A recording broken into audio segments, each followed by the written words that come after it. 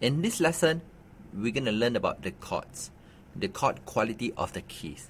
If you look at the C major scales, it don't have any black keys. It's just a C, D, E, F, G, A, B, C. So when we add a triad on it, it's going to be like C, E, G, D, F, A, E, G, B, F, A, C, G, B, D, A, C, E, and a B, D, F. So the primary chord will be chord 1, 4, and 5. So these are the major chords. Chord 1 major, chord 4 major, and then chord 5 major. Chord 2, chord 3, and chord 6. These are the minor chord. Okay? So if you forget how the major and the minor chord is being formed, you can refer back to our previous lesson. So this is the chord 1. In the music technical name, we call this a tonic. And this is called the dominant, the fifth, the very important one. The dominant chord, the chord 5. Then we have the chord 4, also a very important chord. This is called a subdominant. So this is dominant and this is called a subdominant. So this is called a tonic. And the others, this is called a chord 2, tonic followed by a supertonic, a median, and this is a submedian. So I always teach chord 1 and 2 first because it's tonic and supertonic. And then 5 and 4, dominant and subdominant. And then 3 and 6, median and submedian. So you can remember all the technical name. And the 7 is the leading note. Okay? So this is called a tonic chord, supertonic, median, subdominant, dominant, submedian, and the leading note. Okay, so you'll find a bit weird on this one because this is a diminished chord. So number 1, 2, 3, 4, 5, 6, 7 in technical name is called tonic, supertonic, median, subdominant, dominant, submedian, leading note, and tonic. So when every time you're playing a C chord,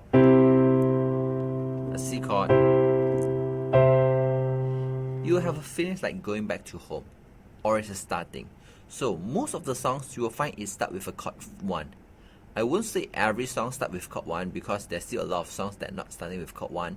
But I would say majority of songs we are starting with chord 1 and ending with chord 1 as well. So you have a twinkle twinkle like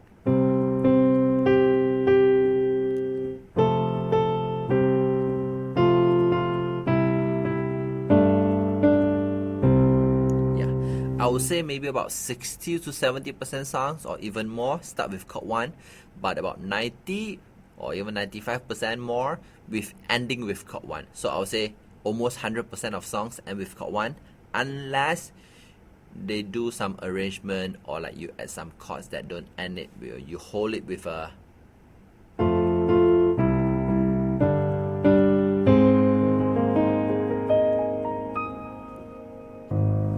so sometimes you end it with other chord, but original songs, most of the songs, they actually end with chord 1. If you want to learn improvisation, play song by ear, style transformation, fancy accompaniment, playing without music sheet, composition and arrangement, you can sign up for our PPT Pop Piano Technology course at the link below. This is a course that teaches you the knowledge and skills of how to play the music from scratch. Even if you don't have sheet music, you can improvise freely and become a true improvisation master. Enter the following discount code to register and enjoy the following course discount. So when you listen to the songs and you find some chords, normally the songs will start with chord 1 and end with chord 1. The second last chord normally will be chord 5. So this is called dominant and ending with chord 1. So this we call it a perfect cadence. Yeah, chord 5 to chord 1 we call it a perfect cadence. Or sometimes we do it in the chord 4 to chord 1 we call it a plagal cadence.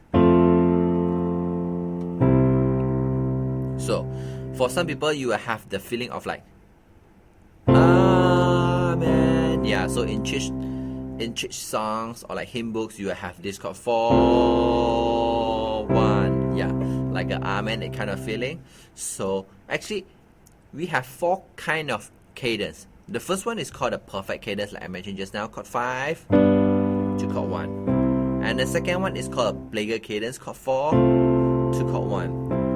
And the third one actually is called a imperfect cadence. We have a chord 1 to chord 5, or the chord 2 to chord 5, or the chord 4 to a chord 5.